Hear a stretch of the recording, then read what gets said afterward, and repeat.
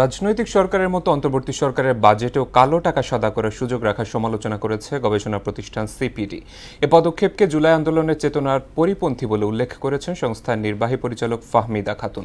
আর সিপিডির সম্মাননীয় ফেলো মোস্তাফিজুর রহমানের মতে কর কাঠামোয় নিম্ন মধ্যবিত্তদের চেয়ে উচ্চবিত্তদের বেশি সুবিধা দেওয়া হয়েছে। মনিরুল ইসলামের প্রতিবেদন। আসছে অর্থবছরের প্রস্তাবিত বাজেটের আকার কমেছে ৭,০০০ কোটি টাকা। তবে বরাদ্দ নেই মেগা প্রকল্পে। ওদিকে যুক্তরাষ্ট্রের শুল্ক ছাড় পাচ্ছে বাংলাদেশের শতাধিক পণ্য। চড়া মূল্যস্ফীতির এই সময়ে প্রস্তাবিত বাজেটে মানুষের প্রত্যাশা কতটা বাস্তবায়ন হবে, এমন প্রশ্ন সিপিডির।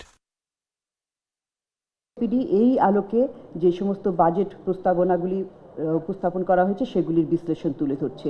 গুলশানের একটি হোটেলে জাতীয় বাজেট নিয়ে পর্যালোচনা তুলে ধরেন সংস্থার নির্বাহী পরিচালক ডক্টর ফাহমিদা খাতুন। অর্থনৈতিক অগ্রগতি আশাব্যঞ্জক হলেও প্রস্তাবিত বাজেট বাস্তবায়ন হবে বেশ কঠিন। সামগ্রিকভাবে যে ম্যাক্রো ইকোনমিক কাঠামোটা দেওয়া হয়েছে, সেখানে যে প্রক্ষেপণগুলো করা হয়েছে আগামী অর্থ বছরের জন্য, সেটা একটা আশাব্যঞ্জক প্রক্ষেপণ করা হয়েছে। সেই আশাব্যঞ্জক আমরা আশা করব যে সেটা বাস্তবায়ন হবে, কিন্তু কিছু কিছু ক্ষেত্রে আমরা একটু ইতিমধ্যে বলেছি যে সেগুলো অর্জন করা কিন্তু কষ্টকর হবে। কালো টাকা সাদা করার সুযোগকে জুলাই গণ অভ্যুত্থানের চেতনার পরিপন্থী বলে মন্তব্য করেন তিনি। কালো টাকাকে বৈধকরণের যে প্রস্তাব, সেটা একেবারেই বন্ধ করা উচিত। সৎ করদাতা সৎ আয়ভাবে আয় করে তাদের প্রতি একটা অনুৎসাহ হিসাবে কাজ করে, যার ফলে একটা সমাজে বৈষম্য হয়। এবং আমরা সেজন্যই বলছি যে এই যে জুলাই আন্দোলন হলো, সেইটা তো বৈষম্যহীন আন্দোলন হয়েছিল, বৈষম্যহীন সমাজের জন্য।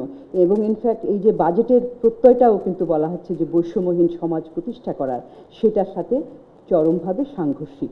ওয়ালটন আবারও মিলিয়নিয়ার অফারে ওয়ালটন ফ্রিজ কিনে আপনিও হয়ে যেতে পারেন মিলিয়নিয়ার।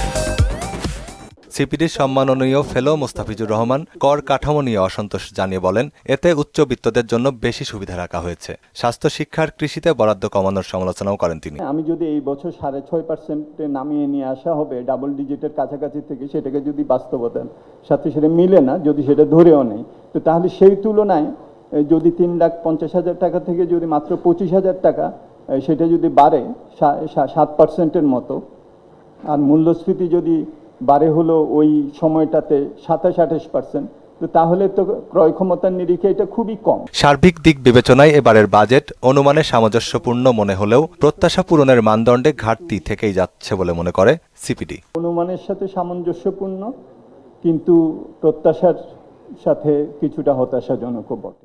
মনিরুল ইসলাম, মোহনা সংবাদ, ঢাকা।